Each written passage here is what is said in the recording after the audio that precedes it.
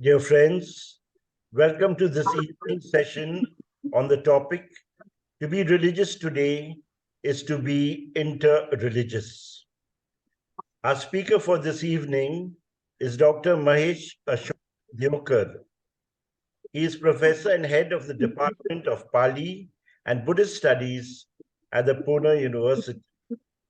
He is also chief editor of Pune Indological series and editor of Studia Indo-Buddhica. He has a teaching experience of 27 years and has guided many MPhil and PhD students. He has published and edited many books and articles in his field of interest and also won many awards. At present, he is a member of various committees of academic institutes. We thank you, sir, for graciously accepting our invitation to speak on our topic, sharing with us the Buddhist perspective. After the talk, there will be time for questions and clarifications. Over to you, Dr. Deokar.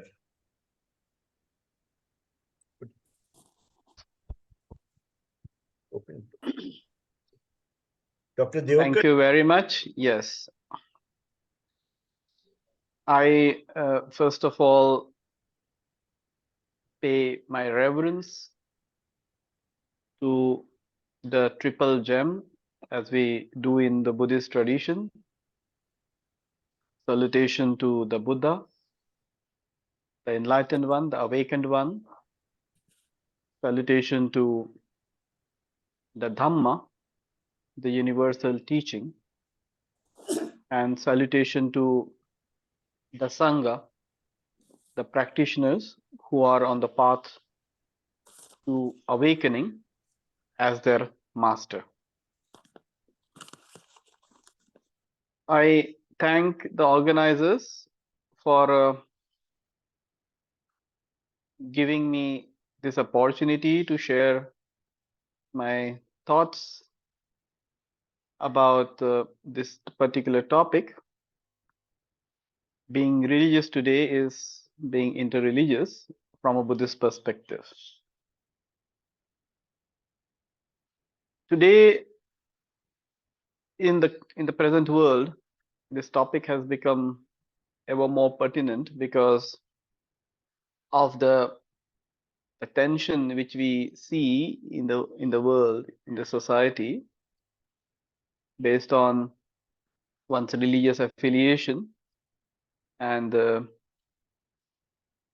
we really need to tackle this issue and to discuss this at length in order to arrive at a consensus where we learn to honor and respect different religious traditions, the plurality of religions, plurality of religious teachers, plurality of scriptures, and plurality of places of worship. From this very perspective, it is important to understand basic tenets of Buddhism and to understand how in Buddhism many of these ideas which we now feel that we should have as a religious tradition are already present. I mean, so 2600 years ago, when the Buddha arose in the Indian scene, he was actually tackling with the problems of ritualism. I mean, undue adherence to ritualism, to violence in the religious field, and adherence to speculative views. And that's why, I mean, we can see that he basically was addressing these issues in his own teaching. Now, we need to understand a few things in order to understand this peculiar nature of Buddhism. Let us start with the Buddha himself. Um, Buddha was kind of, he never claimed that he was that he is either a messenger of God, or he is a reincarnation of God, or anything like that. I mean, rather, Buddhism is, in that sense, a tradition which does not really believe in a creator God.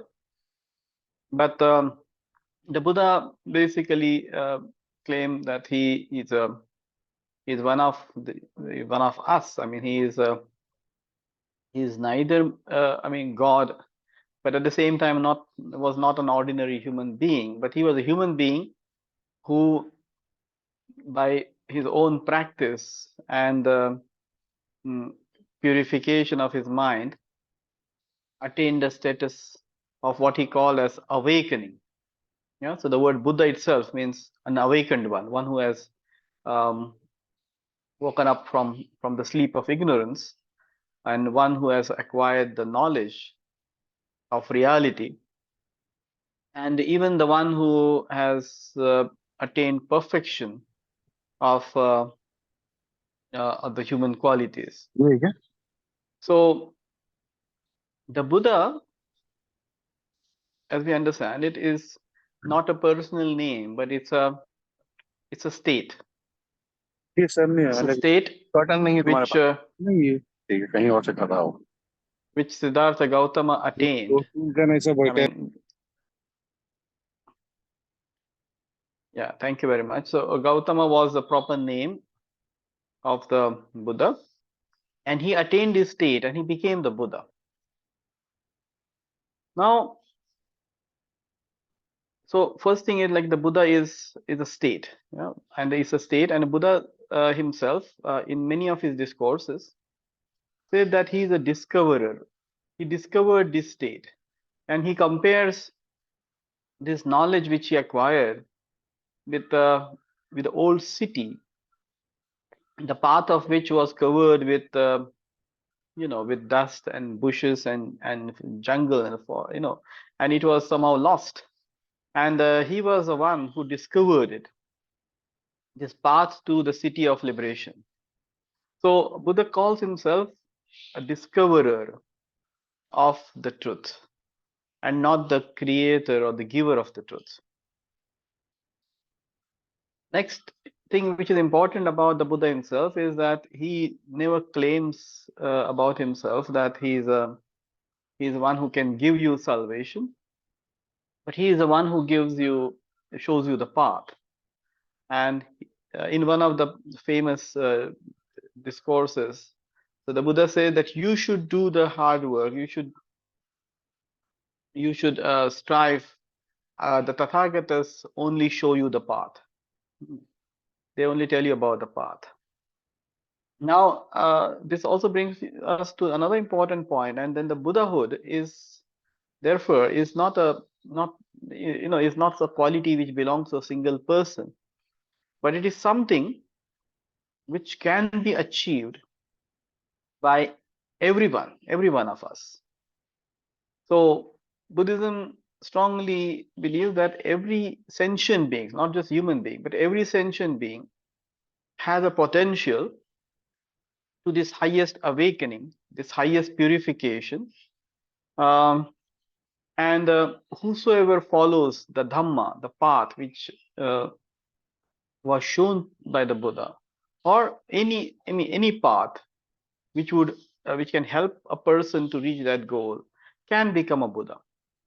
In Buddhism, you talk about plurality of Buddhas. So there were past Buddhas, there are present Buddhas, and there will be future Buddhas. So that's a plurality which we talk about in Buddhism. Now, this is quite essential from the point of view of, as I said, avoiding any sort of fundamentalism. And any kind of the sense of religious exclusivism. So Buddhism kind of upholds this plurality. Now, this plurality is not just limited to the Buddha, but it is also there in Buddha's teaching.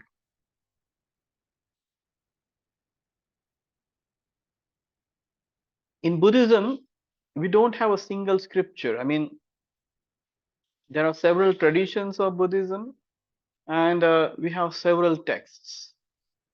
There's not single text, but there are plurality of text scriptures. And apart from that, I mean, so when the Buddha talks about his teaching, he said there is no single teaching. What we have is a plurality of teaching. The Buddha himself said that I have taught the dhamma, that means the teachings, in various ways. Aneka pariyayena dhammo bhasito, he says. I have taught the dhamma in various ways, in multiple ways, in multiple modes. And for Buddhism, it's also very interesting that it basically also acknowledges, therefore, multiple languages and multiple discourses which are equally capable of leading you to a set goal.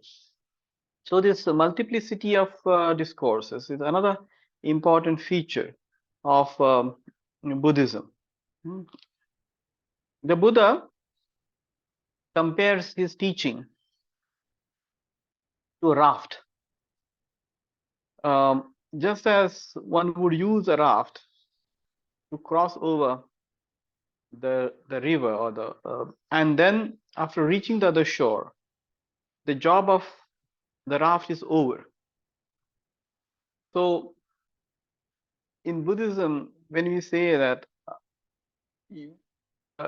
one should not adhere to raft, as one should not adhere to raft even after crossing the river. I mean, one is not expected to carry the raft because the raft was so useful in reaching the other shore. One is not supposed to carry it on his shoulder even after crossing the river.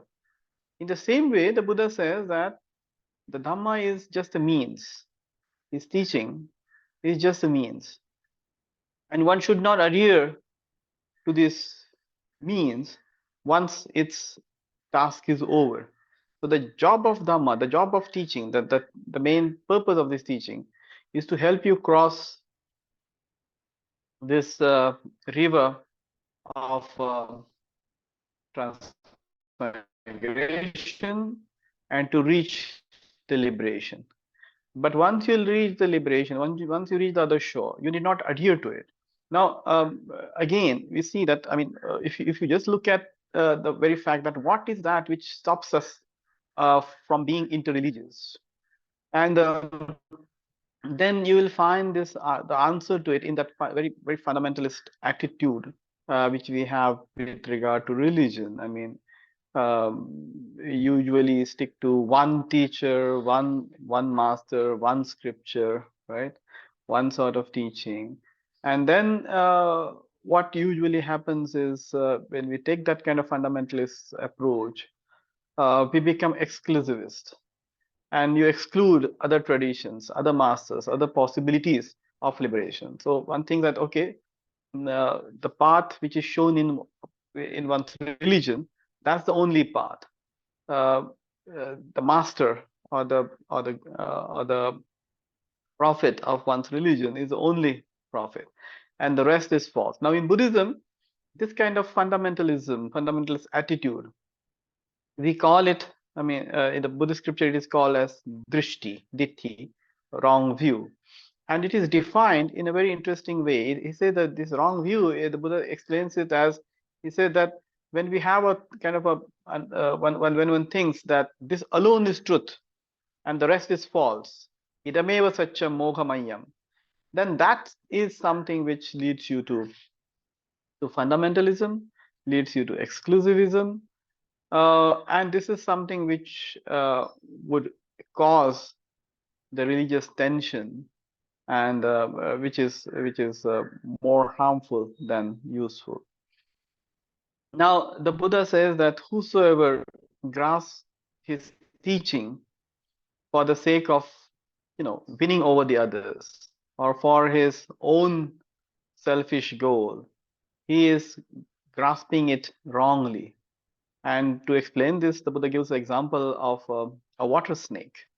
So someone who wants to catch a water snake, if he catches the water snake by his tail, then that water snake will turn around and bite the person and uh, would cause him death, or a pain equivalent to death.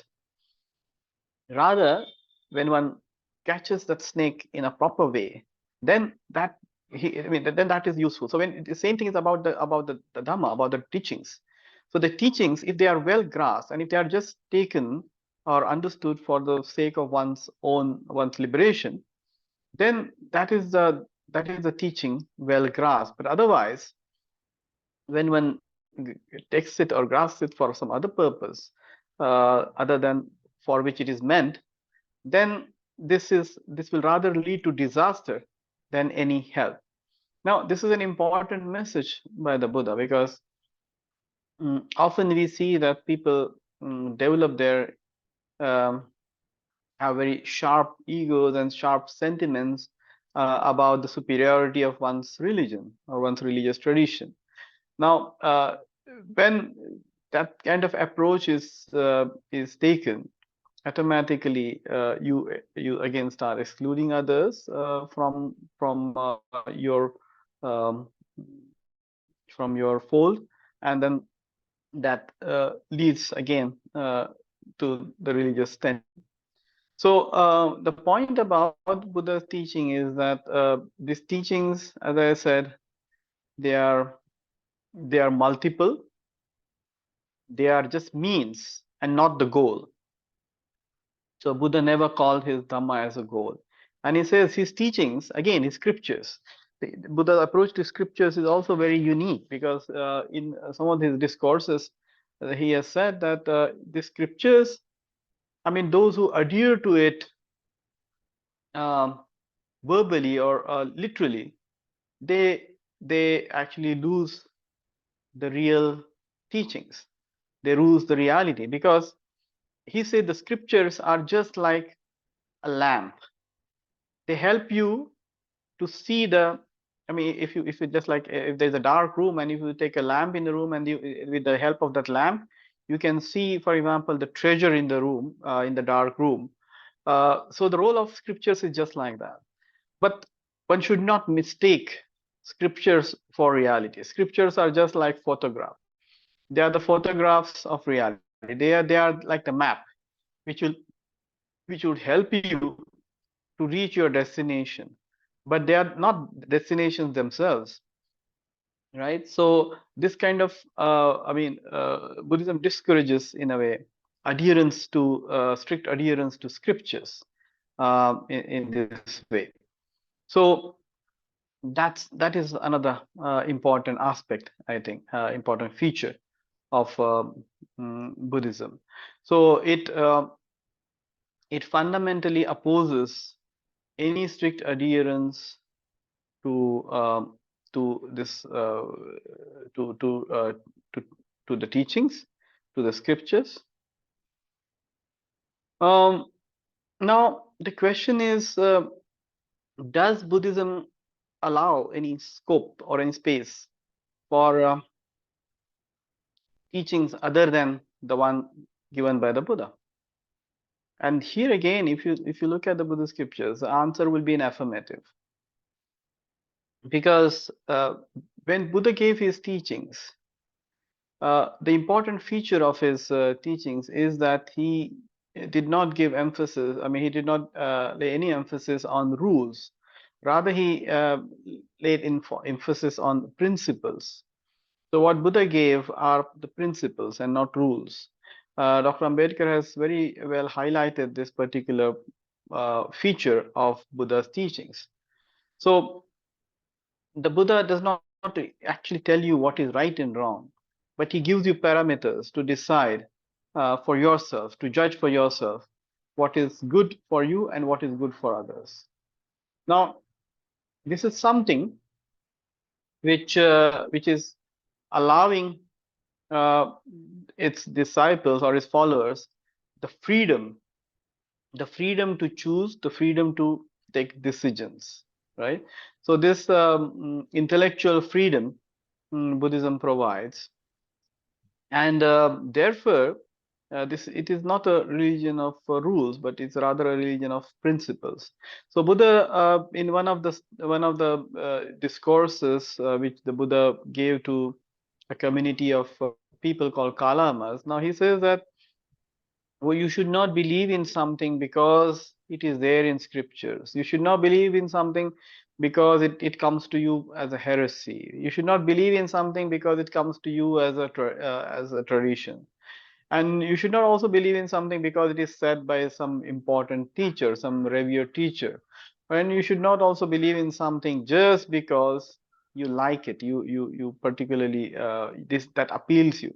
But it says whatever the teachings you get, I mean, you should examine them, and you should see for yourself that whatever you are doing, whatever you are speaking, whatever you are thinking, whether that is done with good intention. So the intention should be your first parameter to decide whether something is good or bad. So check your intention. If your intention is good, then it's fine. Then you can go ahead. The second thing you should examine is that whatever you are doing, is it going to, what kind of impact it is going to have on yourself and on others. So Buddha is always also very particular about that.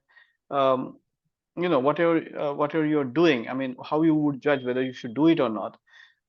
You should see whether ultimately that particular thing, that particular act is going to bring some happiness to you, going to do any good to yourself and society, and only then you should do it and not otherwise.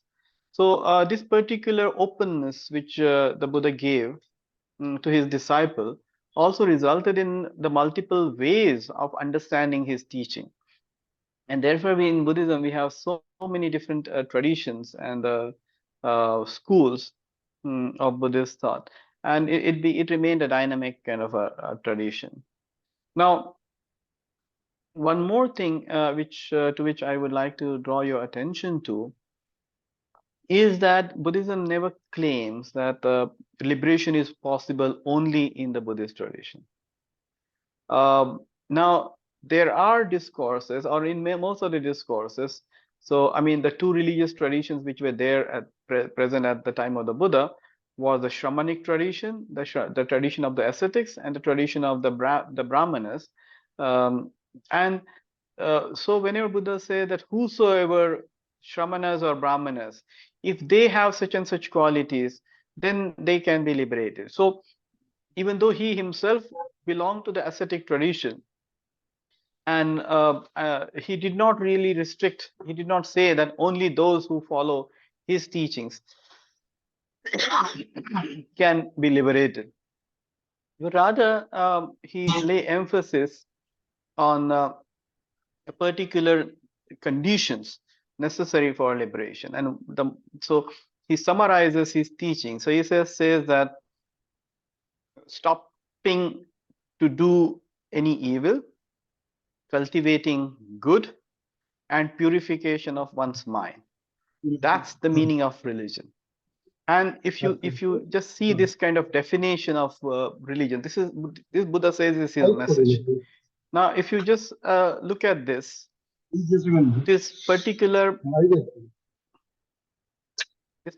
teaching, or the way of defining the religion is so universal that anyone, I mean, you need not really affiliate to any of the religions. So in this way, Buddhism even has a scope for atheists to be religious in that sense. Yeah, he said, because anyone, I mean, even though you believe in God or you don't believe in God, but you can still cultivate good.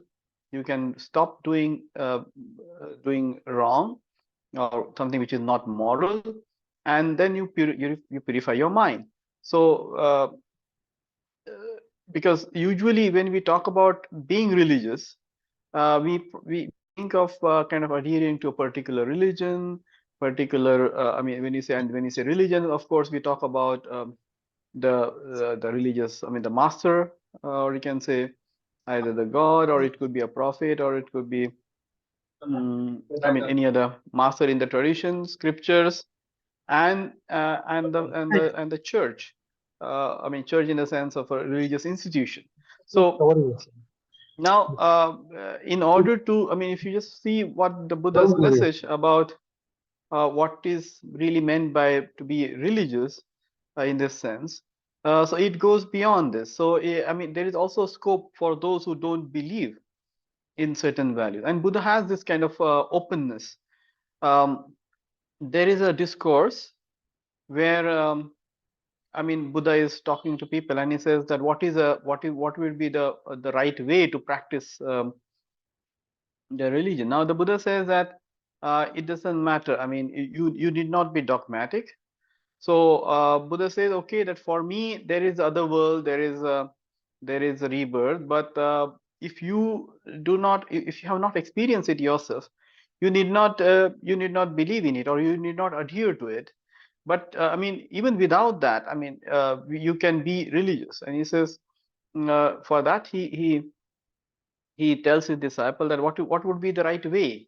And he says that, see, if you just think to yourself, and you think that if I do something good, it would be beneficial to myself, it would be beneficial to others, and when I do good, people around me will be happy and they will praise me for doing good things.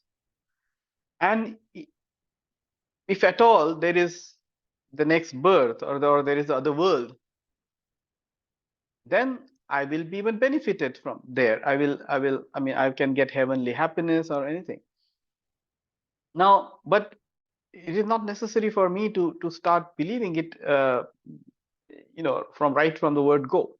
Similarly, if I do wrong, if I do bad actions, then these bad actions, they are neither good for me, not good for others. They would cause pain to myself and to others, and it would rather result in people condemning me or censuring my behavior, and I will earn bad reputation because of it.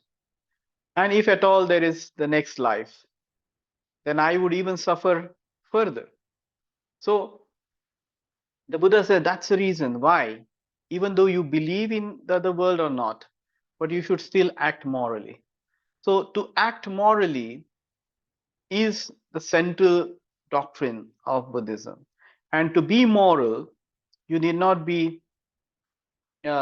belong to a particular religious tradition, or you need not belong to any religion at all.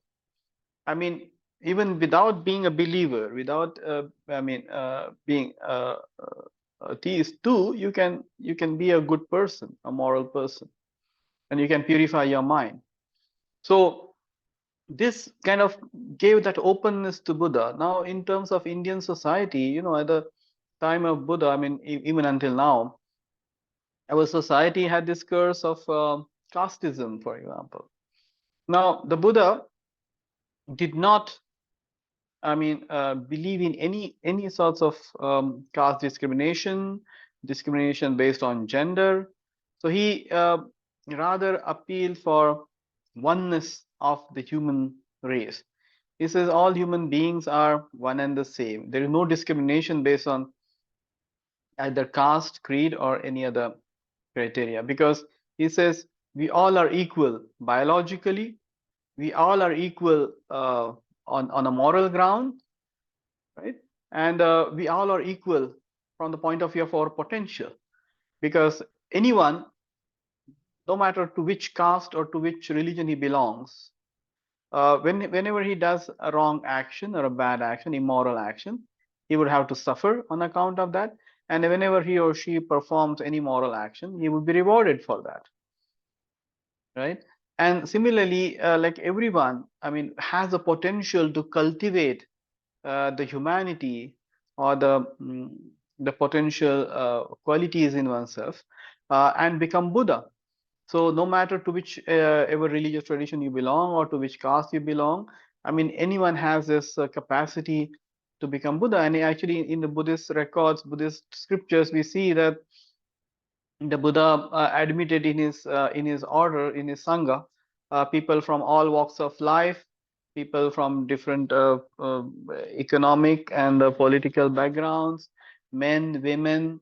Yeah, so there were kings, there were uh, manual laborers, there were even robbers, there were prostitutes. So everyone the got admission in the Buddha's sangha without any discrimination. So he, in a way, kind of opened it for all, accepting that everyone, I mean, every sentient being has a potential to liberate. Now, this is something. I mean, all these basically qualities or points, the fundamental teachings, are very important, from the point of view of mm, today's teaching. In modern times, you can say that uh, a person like Dr. Ambedkar, when he accepted Buddhism as a new way of life, um, he had particularly this kind of idea. Um, See, because when he decided to convert to Buddhism with millions of his followers, he was looking for some religion which can assure equality, which can assure liberty, and which can uh, build a foundation for fraternity in the society. So that the modern values of democracy, as you all know, and which has that inherent justice in it. And I mean, but at the same time, he thought that we should have religion. I mean, religion, according to Ambedkar, was necessary. It may not be a theist religion, but it can be a atheist religion. But still, religion is important. Why? Because religion gives morality a sacred value, a sacred foundation. And some of these modern thinkers like Dr. Ambedkar and Dharmanand Kosambi, I mean, they thought that unless the morality is sacred, people will not follow it, and they will not give the same value to it. They can easily violate the morality. So therefore, it is important to have the morality as something, as a sacred value, and that can be done through religion. I mean, this is not something which can be enforced by law. So and Buddhism provides that kind of morality, because Buddhism gives centrality to morality. It does not give centrality to God or scriptures or any other things. But for Buddhism, a human being is central, and yeah, and the main goal of Buddha's teaching is eradication of suffering, human suffering. That's the main goal of the teachings. So Buddha says that for me, the other quest into metaphysical questions is not so important, is not necessary for getting rid of your suffering. So what is important is to remove the suffering of human beings in the present life, and for that, the religion should be centered on man, on human being, right, and his liberation. And therefore, I mean, what we see is that Buddhism gives that importance, the central stage to morality, and all other things become in a way secondary to it. Now, Dr. Ambedkar, when he presented Buddhism, he also tried to kind of present Buddhism which can go beyond its sectarian affiliation, because I mean, even though Buddhism has this value, a very important value system which I just talked about, which actually is fundamentally you can say against dogma, against fundamentalism, against any sort of exclusivism. But what we see, I mean, even in the Buddhist societies, or that there too, I mean, there is always a dogmatic adherence to the religion, and therefore we have several issues I mean, even fundamentalist ideas can also be witnessed in so-called Buddhist countries. We are aware of many modern issues taking place in these countries uh, due to religious fundamentalism.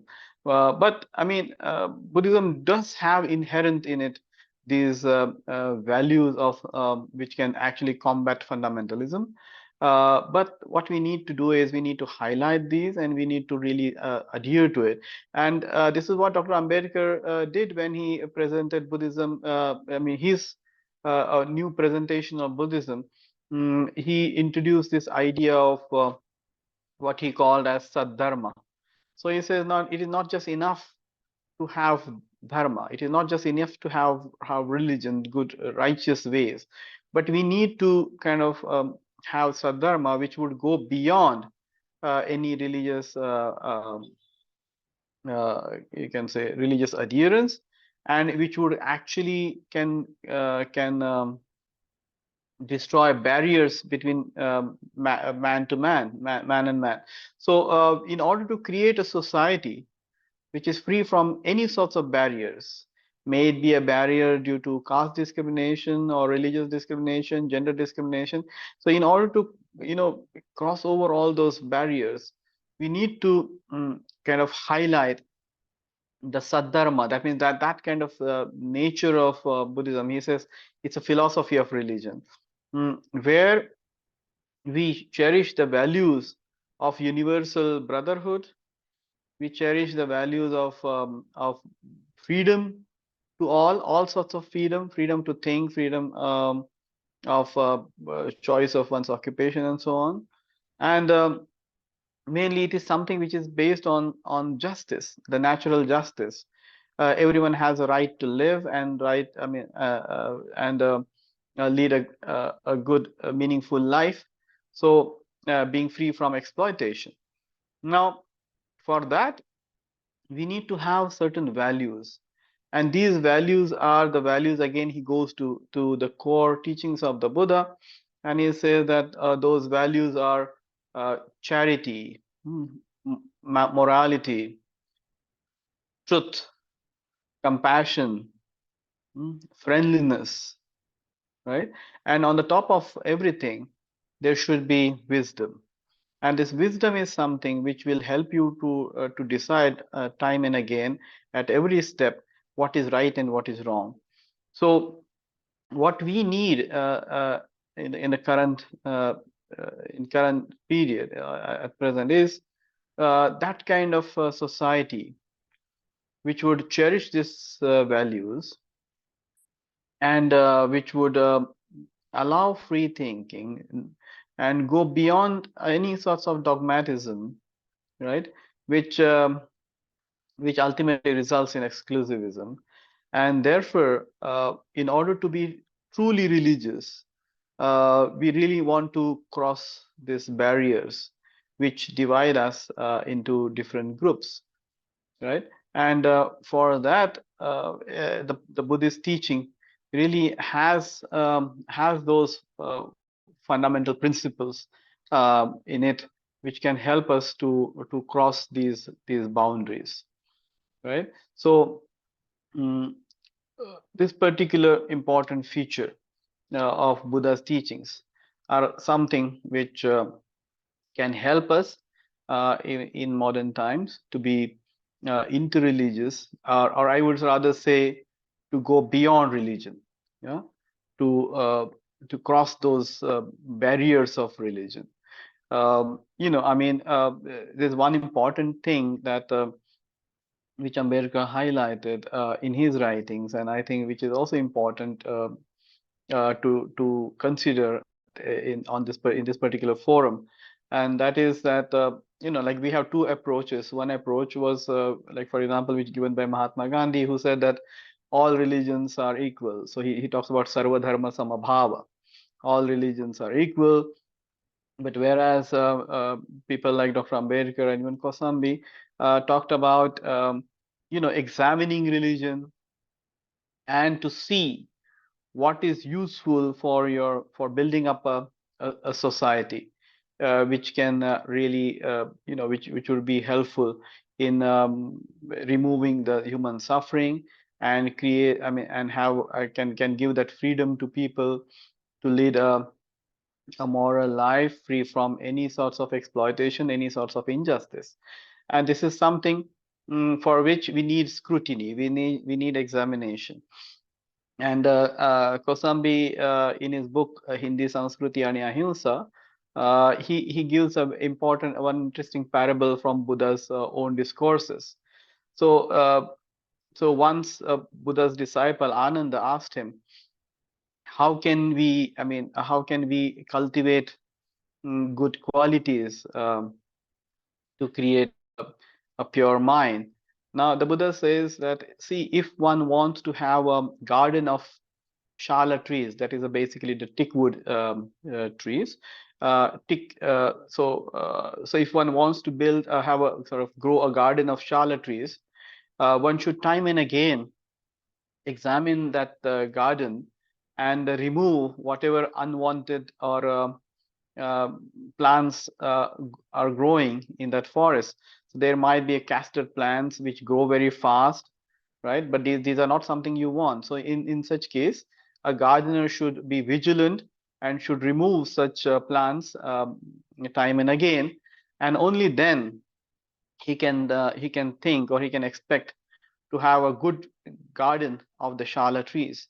And he said the same also applies to our societies, our cultures, that if you really want to have a culture or a society which values, which give importance to human values, and which values a kind of a society based on moral principles, then what our society should be doing is to examine our religious beliefs, our cultural beliefs and practices time and again, and whatever kind of corrupt ideas or corrupt practices somehow creep in our societies, we should very carefully remove them immediately without any tolerance, and allow good qualities to grow, right? Only then we can actually expect to have a society which would be free from such unwanted things. So I think when we say in today's in the context of today's topic, that to be religious is today is to be interreligious. So I think we need to take that kind of approach. So each tradition, each religious tradition should kind of examine itself and see whatever unwanted things have crept in that tradition, because this happens, and then one should make effort to remove them and try to kind of go beyond, transcend the religious barriers, and aim at creating a society which would actually cherish the value of avoiding evil, cultivating good, and purification of one's mind, because that's the real meaning of religion, and which is beyond any particular religion, which is beyond the boundary of all religions, which is over and above all religions, but at the same time, which is not contrary to any of the existing religious traditions. So I'm thankful to the organizers for giving me this opportunity. I hope I have presented my my topic, and if there are any questions or discussion, I think we can take that up in the remaining time. So thanks a lot. Thank you very much, Father De Cruz, especially for following it up for many days, and for giving me this this opportunity. Yeah, thank you. Thanks a lot. Thank you, Dr. Deokar. I think following it up and waiting patiently till you got the time was really worthwhile.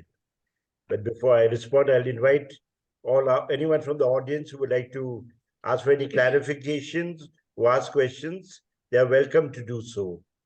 Please unmute yourself and raise any clarifications or questions you would like to.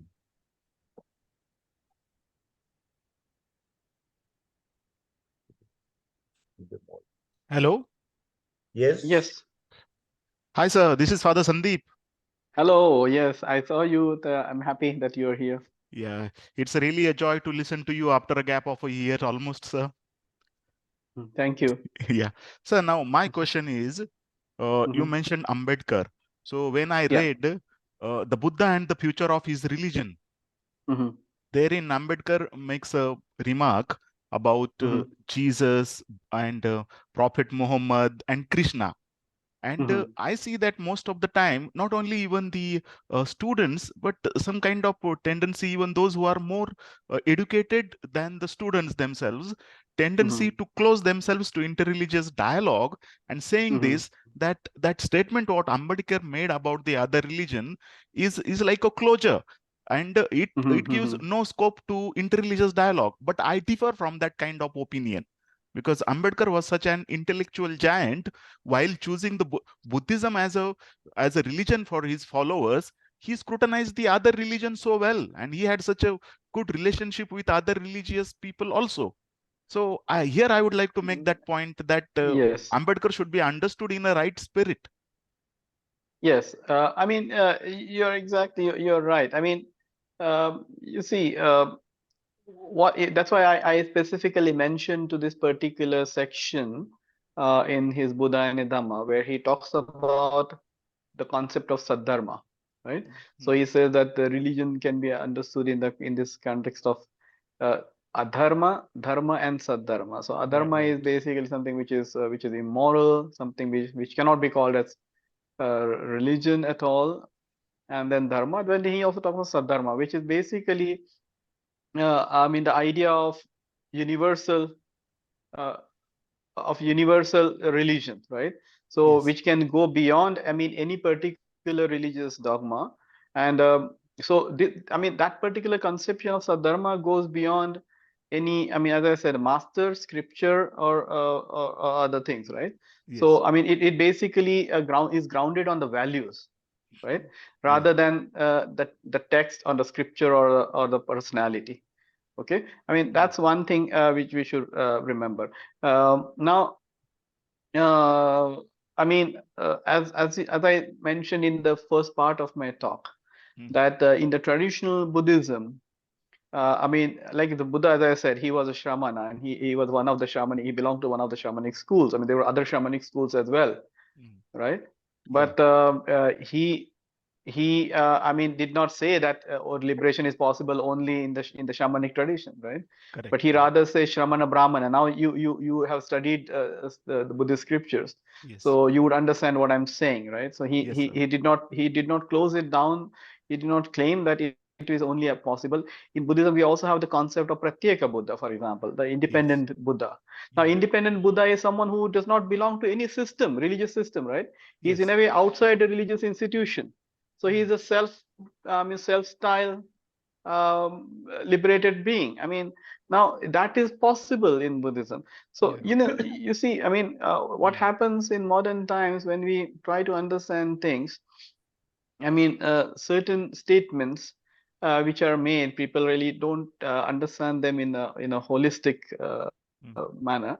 I mean, mm, they don't. I mean, if you kind of try to understand what Ambedkar is saying in Buddha and the future of his religion, mm, and then if you want to kind of also put it in line with what he says in Buddha and Dhamma, then mm. probably you would understand it in a much different perspective, right? So he Correct. is in a way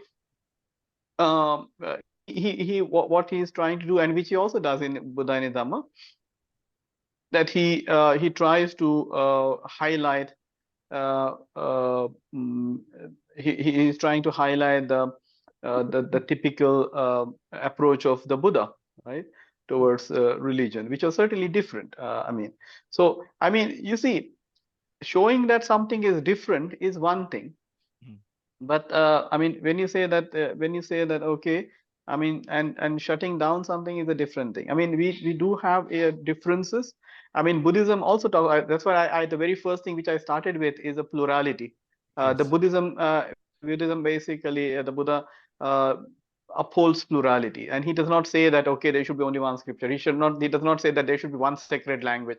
So like he says that, okay, you can use any language in which people can understand his teaching. So he's all in all for plurality. I mean, he does not talk about single Buddha. There's no single Buddha, right? Yeah. Anybody can become Buddha. So all sentient beings, he is not even restricting it to human beings. So no matter, so everyone has a potential to become the Buddha. And so this particular thing, I mean, he has given a different outlook to look at religion in this way. Hmm? And this particular point, as I mentioned, about a wrong view, I mean, the way the Buddha defines. So he says, you did not really adhere to something. There should not be. So he calls it idcha bhinivesa in Pali. So that adherence thing, saying that this alone is truth. So what you see is the truth. But I mean, there could be other aspects of truth which you do not understand. There is this very famous parable of an elephant and 5 blind men. I mean, they touch each part of the elephant and then start thinking that the elephant, I mean, is only like this. Now, what they felt is not wrong, but their adherence that this alone is true was wrong. Correct. Right. So that's the thing. So I mean, we should really understand it in a proper perspective. And so the Buddhist, I mean, the Ambedkar's also the concept of sadharma, I think opens up actually the possibility of interfaith dialogue. Because when we are talking about sadharma, actually what we are doing is actually we are going beyond religion. I mean, the so-called what we institutionalized religion, right? We go beyond the boundaries of that and try to be more universal. Yes, sir. Yeah. Thank you very much, sir. Anyone else would like to raise any questions or clarifications? Please ask. Good evening, sir.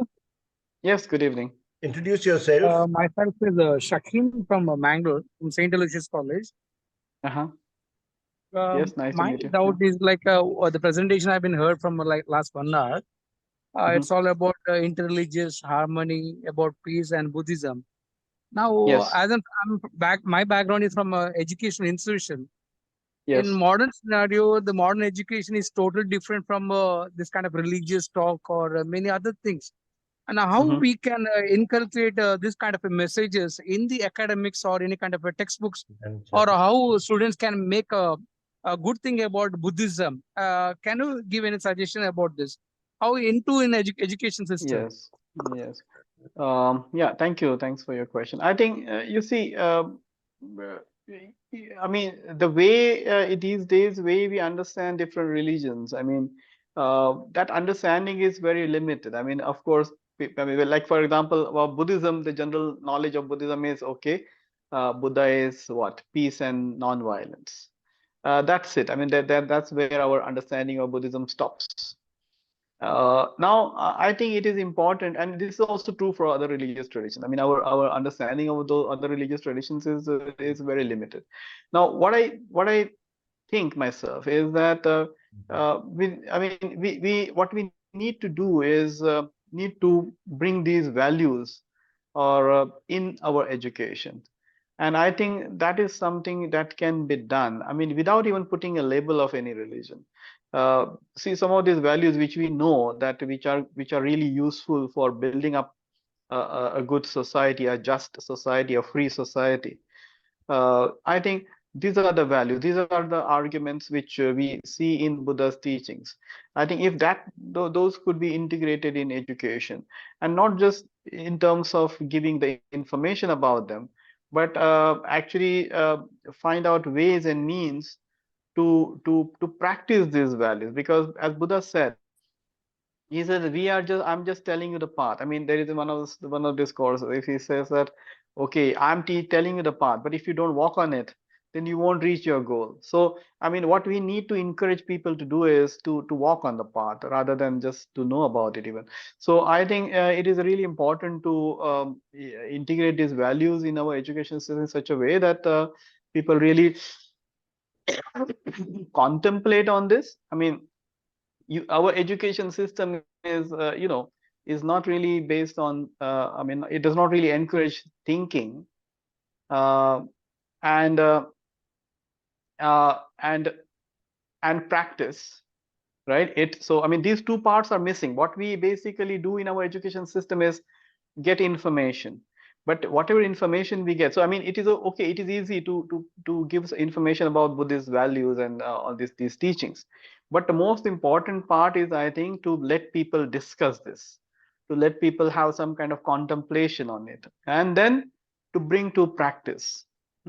So I mean, there's something which is also important in Buddhism. Like Buddha said that you should not really have faith from the 100% faith in the religion. So they, I mean, it does not demand any kind of a surrender to Buddha or his teachings. But what he says is that you practice it. You first see that you examine your teacher. You see whether what your teacher is saying, does it really make sense logically, and then give it a try.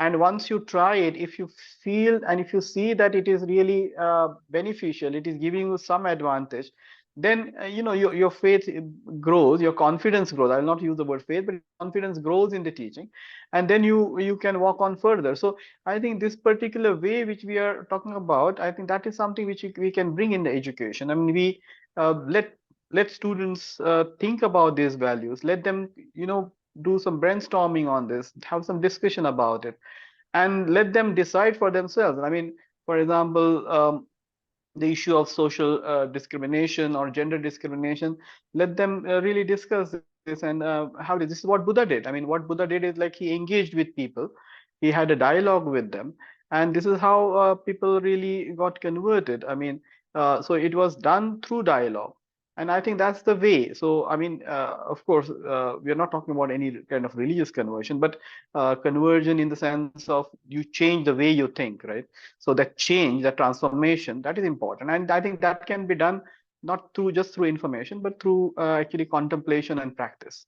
And this is where I think we are lacking, because we are providing information, there are books, but we need to encourage students to think about it and to practice it, at least to give it a try and see whether it works for them or not. Yeah.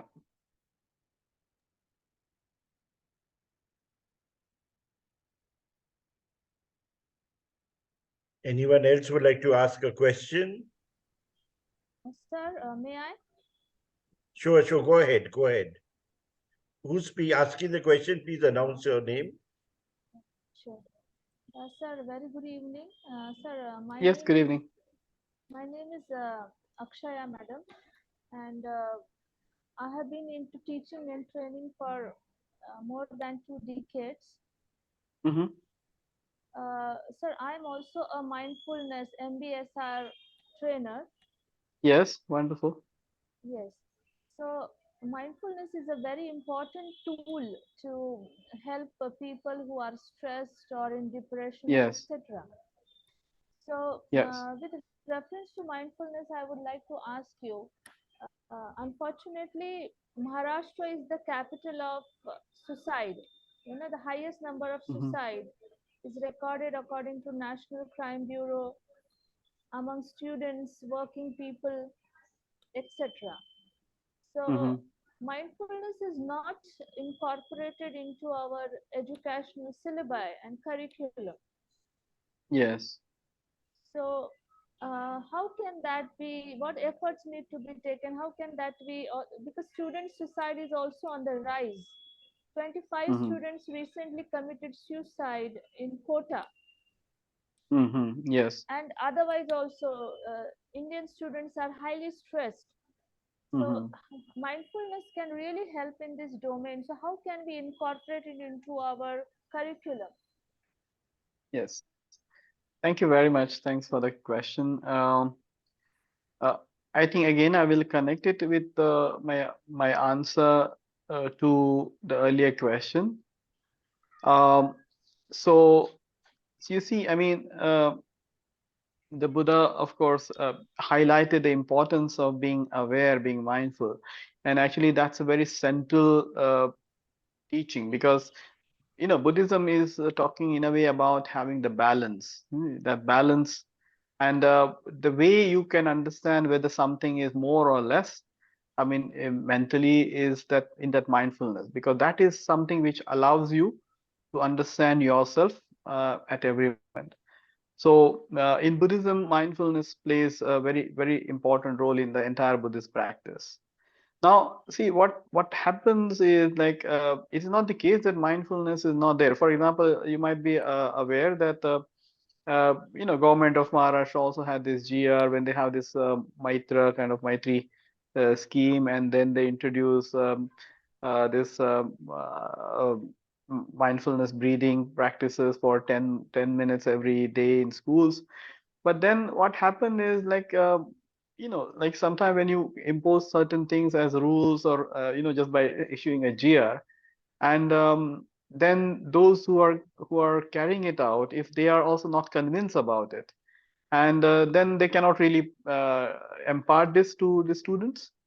So as I said again, I mean, like as I mentioned, in schools you cannot really ask, I mean, students to do meditation, so to say. I mean, for them, it is not their age. I mean, they cannot really grasp it so quickly, and they cannot really appreciate it so fast.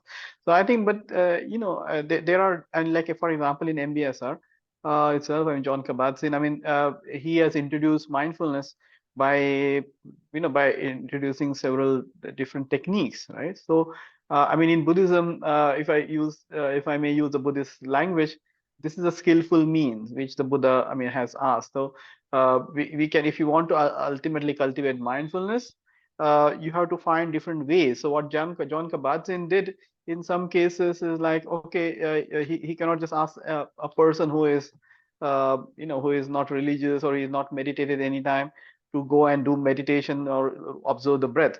So rather what he did is like, okay, he said, you chew some resins and just closely observe, like when you're chewing the resins, and see the taste and feel the touch and everything. I mean, and through this, he taught mindfulness. So, and that worked. So see, what is important is what do you want to achieve? The means can be different. So mindfulness should be the goal. Now, if that is the goal, we should, I mean, the teachers and the educationists should kind of devise different ways, considering the age groups of students, their aptitudes and their interests, and find out ways in which they can actually skillfully introduce mindfulness, because mindfulness is a key. No matter what you're doing, I mean, not just in a religious way, but in whatever you do, you need it. And mindfulness is just not just being aware. I mean, that's also a misunderstanding about because the very word which we use in Buddhism is sati or smriti, and that does not simply mean to be mindful or to be aware, but that also means that that is something which helps you to take informed decisions, right? Wise decisions. So I also sometimes I translate it also as discretion.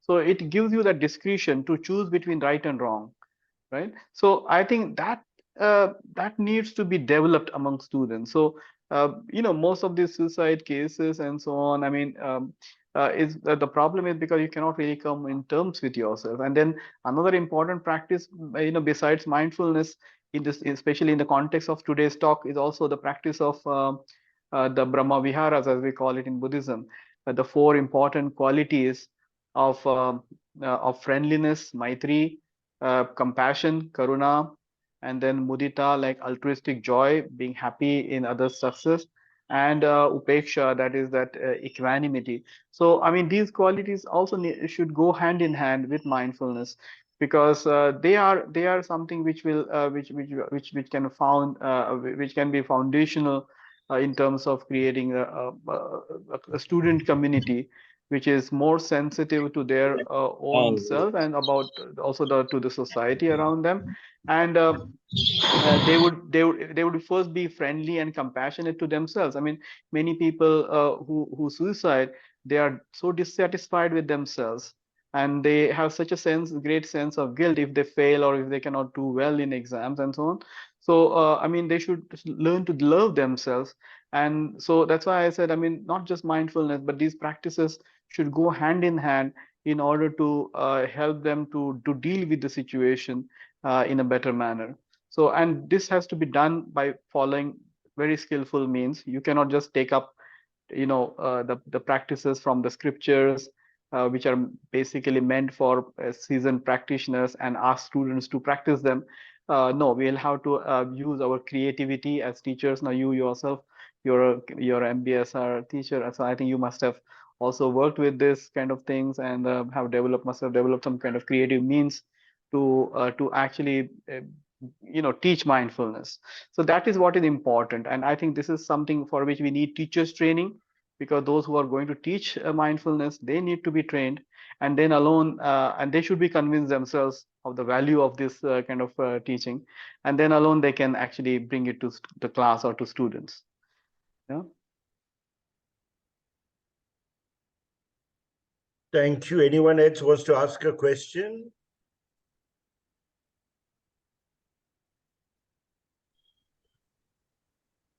Okay, I'd like to.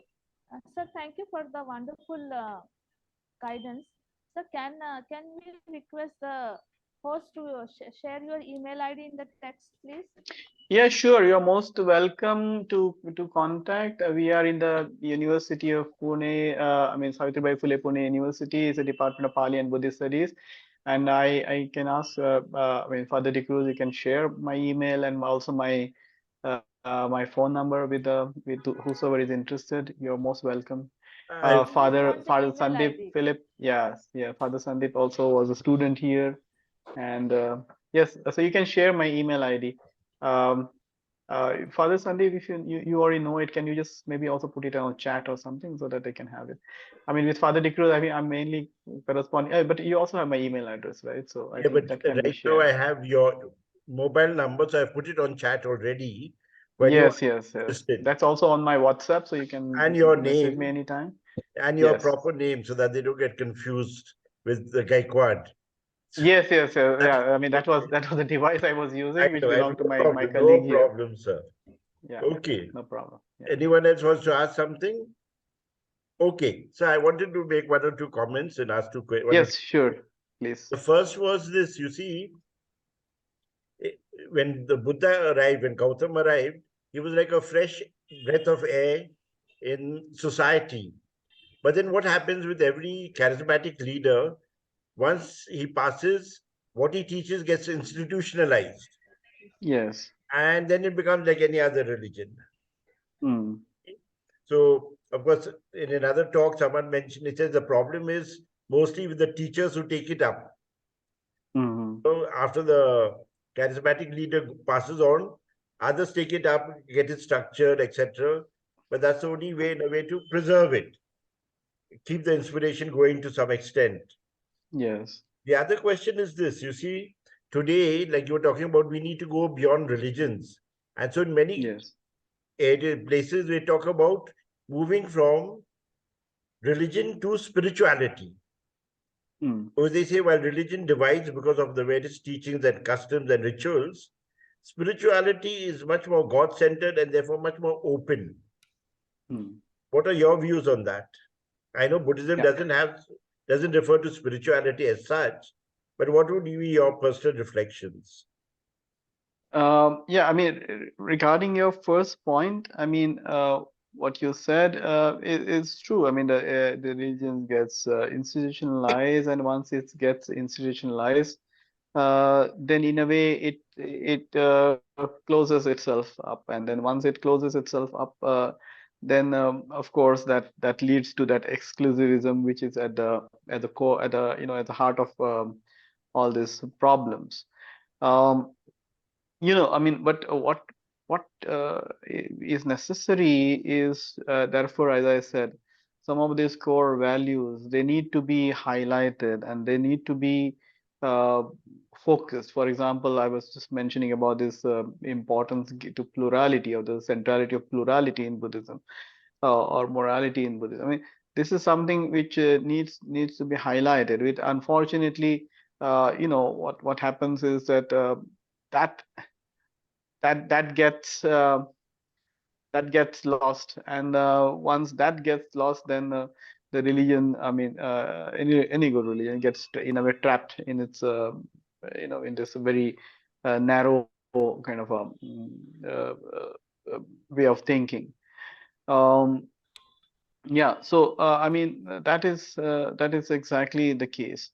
Now, when we say Buddhism, I mean, see, in Buddhism, the type of spirituality, if we talk about, I mean, there is a very wonderful book by Lalmani Joshi, for example, where he talks about this discerning the Buddha is the title of the book. I mean, one should certainly read it. And so I mean, he talks about, like, for example, in Buddhism, even though there is no God, but I mean that's centrality, what we can as a Godhead. So there Buddhism talks about, I mean, human consciousness, and basically, as I said, the morality gets a central state, and it does talk about, of course, purification of mind, and acquiring the higher stages of consciousness and so on.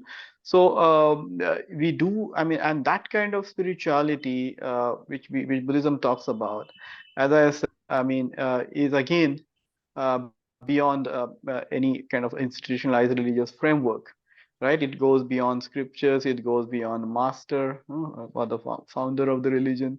It goes beyond rites and rituals in the religion, and so on and so forth. So that kind of spirituality is there. Now, I think what is more important is, like, the differences are all right. What we need to cherish is a plurality. I mean, we should first of all accept that there can be different ways. So that acceptance of those different ways. Now, those different ways, whether they are right and wrong, I mean, as I said again, it is for every human being to examine for himself or herself, because like, there are different ways, but what may work for me may not work for you.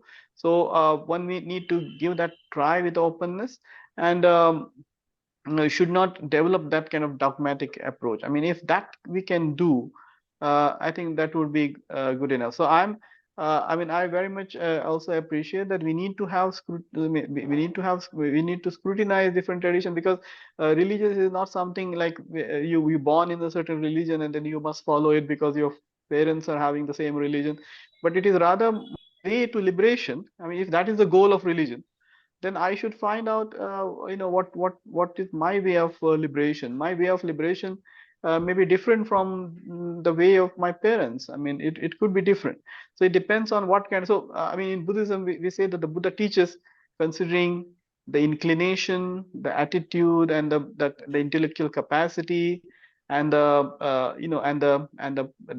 past karma which he has developed, and so on. I mean, that means the preparedness and so on. So, I mean, there are different factors which are responsible for your progress, even in the spiritual field. So, one can have different ways. So, I think, and that plurality even of paths is something which which we should acknowledge. And I think if we can learn that much, that would be still good enough. I mean, everyone has to, of course. I mean, even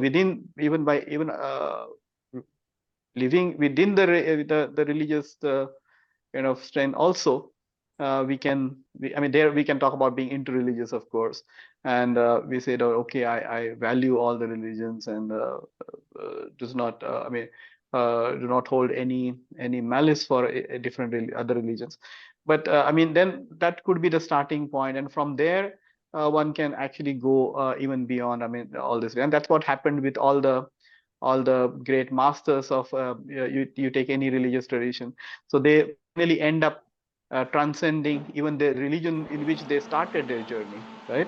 I mean, you can find this in Islam, you can find this in Christianity, you can find it in Hinduism. I mean, all the saints, for example, they started in a particular religious tradition, they had a particular God, particular scriptures, but there came a point in their life when they transcended all these things. So I think the first step is to honor the plurality and to respect the different tradition, and basically accept the fact that there could be other way, yeah, different ways, and then ultimately aim at transcending all that, so that we are not trapped even in that institutional religious framework. So I mean, that's what I feel personally. So thank you, sir, very much. Yeah, thanks a lot. Before we end, I wish to thank you once again for this very enriching talk you have given us on this topic. Now, our last talk will be in the beginning of January. That means we'll discuss this topic from the Hindu perspective. I want also to thank the management of both institutions, St. Vincent's College of Commerce and SISR, for this collaborative interfaith dialogue seminar. And of course, Gilby sir, my main support in this endeavor.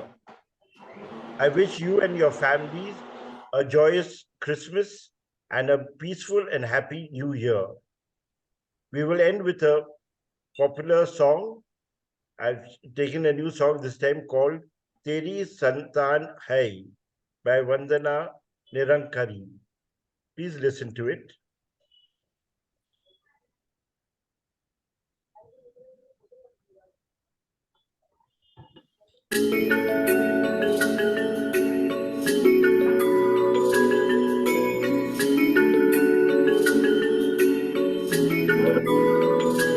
तेरी संतान है, सारे इंसान है, फर्क तूने किसी को बनाया नहीं। क्यों है ये नफरतें, क्या हुआ है इन्हें, बैर करना तो तूने सिखाया नहीं।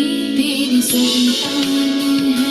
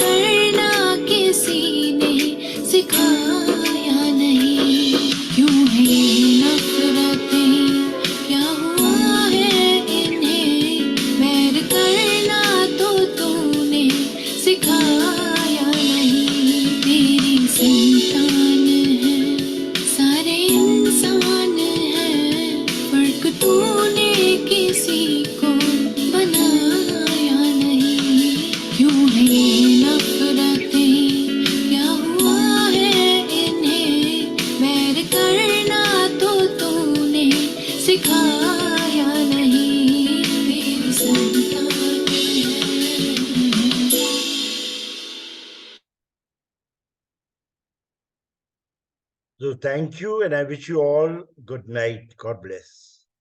Thank you, Dr. Mahesh Deokar, and everyone else. Good night. Thank you very much, Father. Thank you very much. Thanks a lot for a wonderful song also.